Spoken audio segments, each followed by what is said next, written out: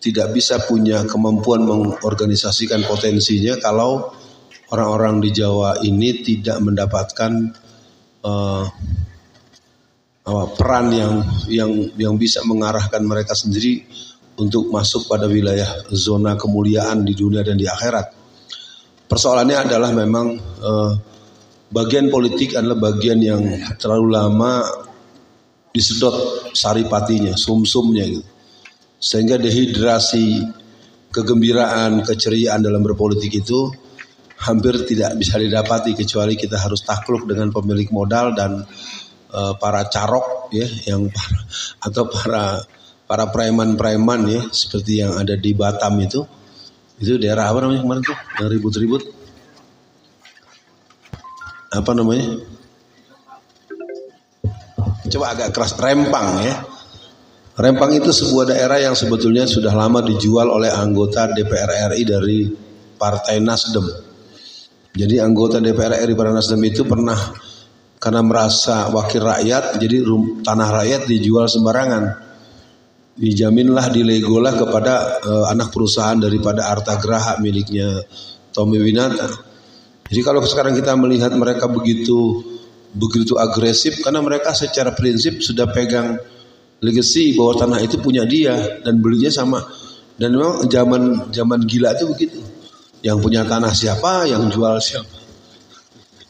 Jadi menarik ya, saya perlu mengkabarkan ini karena kebetulan saya pada masa-masa Covid itu saya ke Batam. Jadi beberapa anak-anak muda yang di sana yang ya punya hubungan dekat saya telepon kemarin sore. Woi, emang ada apaan di sono? Saya, Ustaz, ini tanahnya udah dijual sama anggota Nasdem.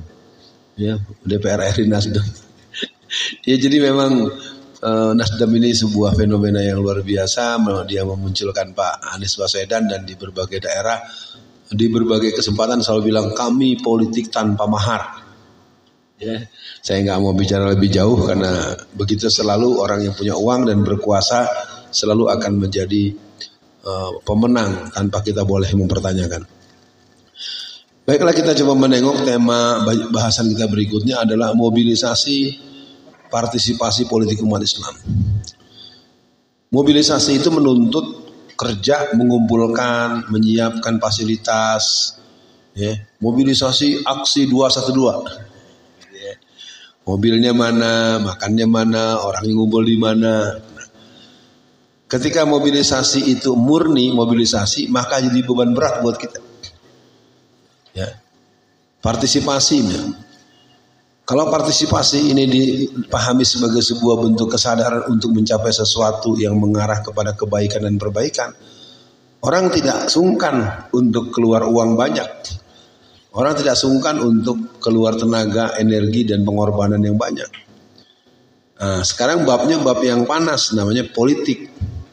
Politik dimaknai sebagai sesuatu yang kotor, yang jorok, yang culas, yang curang, dan itu adalah keliru.